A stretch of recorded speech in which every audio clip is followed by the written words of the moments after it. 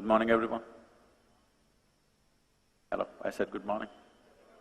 That's-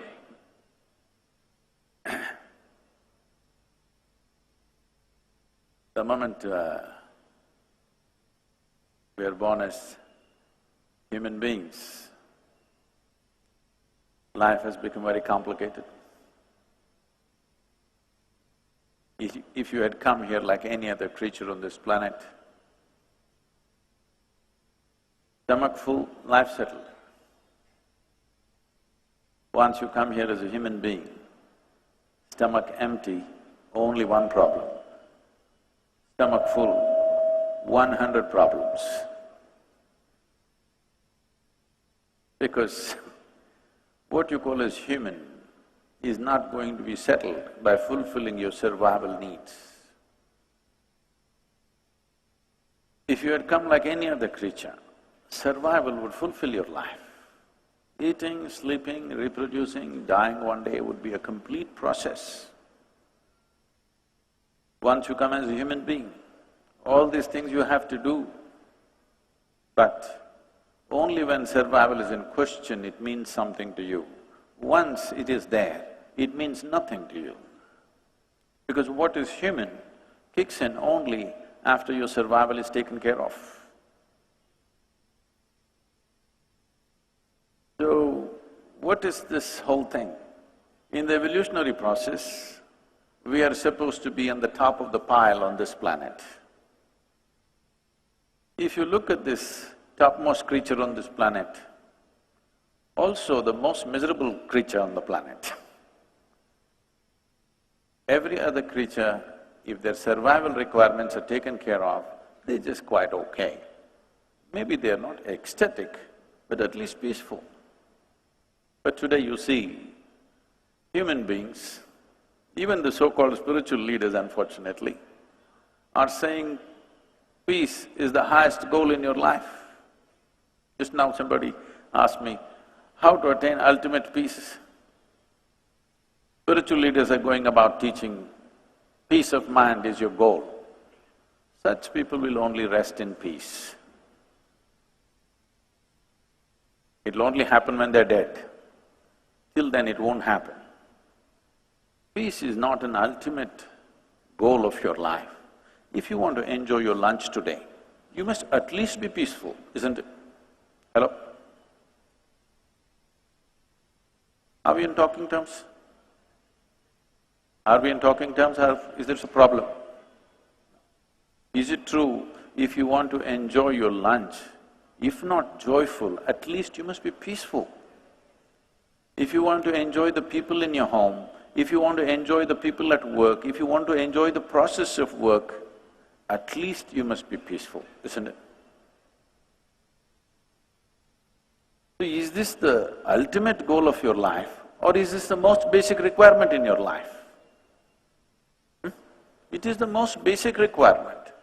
Now this basic requirement has become impossible for a whole lot of people because most people are in a constant state of mental diarrhea. Yes. They think it's intellectual. There's nothing intellectual about it. You lost control over the faculties of your mind. Yes or no? Is there something intellectual about always buzzing with thoughts? No. You just lost control over the fundamental faculties of your mind. And you think it's intellectual because there are a whole lot of people around you in the same condition. Now, whether it's your body or your mind, if I want to use this hand, it moves, otherwise it sits down here. This is a useful hand. Suppose my hand is jumping around all the time, would look ridiculous or no? You must talk to me. Those of you in the darkness, I don't know, they've set the right kind of lighting for you, I'm being blasted. That's good. They've set the right kind of lighting for you to doze off. I don't even know what they say, oh, that's nice. Somebody's very responsive out there.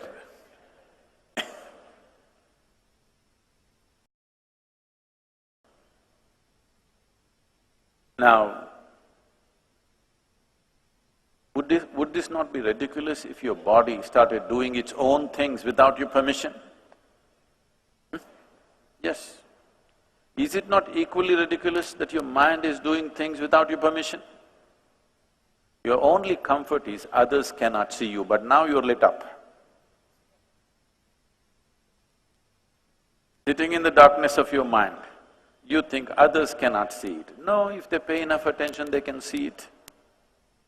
Yes? So, if we want to live a sensible life, forget about a spiritual life, forget about some phenomenal life. If we want to live a sensible life, at least being peaceful and joyful is a basic requirement, isn't it? To just live sensibly, I'm saying, not to live some phenomenal life.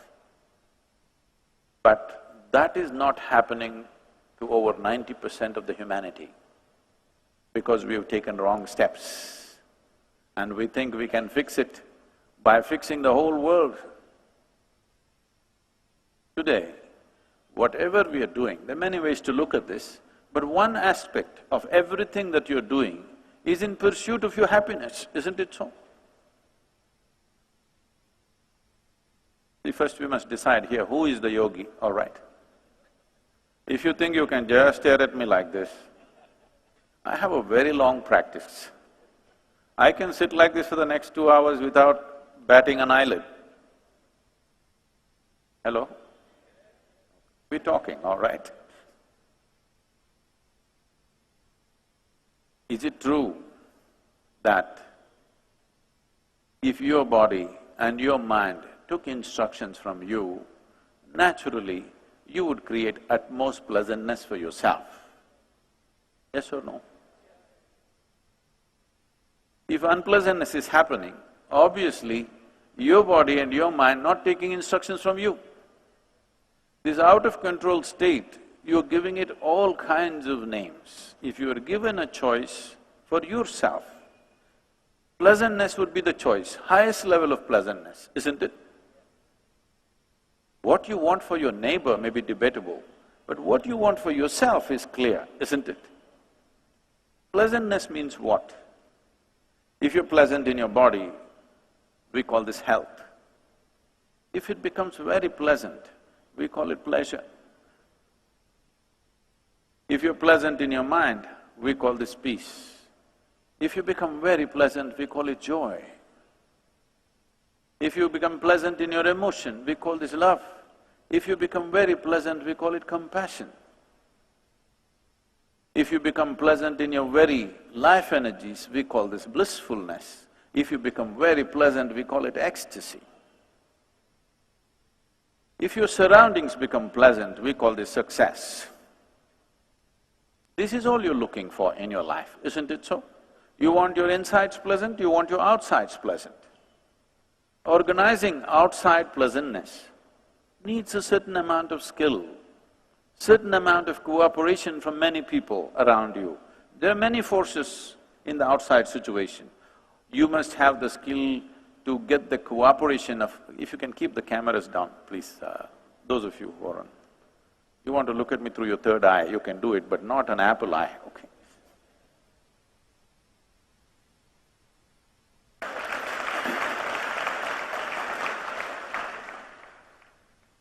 To create external pleasantness, it's a certain level of skill. People may not cooperate, situations may not cooperate, many forces in the nature may not cooperate sometimes. But to create inner pleasantness, there is only one ingredient, you. Only one inside of you? I'm asking you. Only one? Nobody else? No, because there's a whole lot of spiritual jargon happening, my ahankara, my atma, my paramatma, everything inside. See, if there are more than one person inside this body of yours, either you're schizophrenic or you're possessed. You either need a psychiatrist or an exorcist. So I hope it's not the case. Just you, right? Just you means easy. If you are willing, nobody can mess with this. Yes or no? You want to create pleasantness in your home, your family must cooperate. they never cooperate 100%. Yes or no? They cooperate, but never 100%. Have you found one person in your life, your husband, your wife, your parents, your children, your friends, your partners, anybody, have you found one person in your life who is 100% the way you want them? No, not even your dog. No? Because these days they do their own thing, you know. Not one person in the world happens 100% the way you want them, but that is not the problem. Nobody has happened 100% the way you want them. It doesn't matter. Nobody ever happens 100% the way you want them. Even if there are just two people in the family, it never happens 100% your way. You should not expect that. If it's happening 51% your way, you have the controlling stake. Just shoot for 51%. If you shoot for 100%, nobody will live with you. Yes or no? If 100% your way, nobody is going to live with you.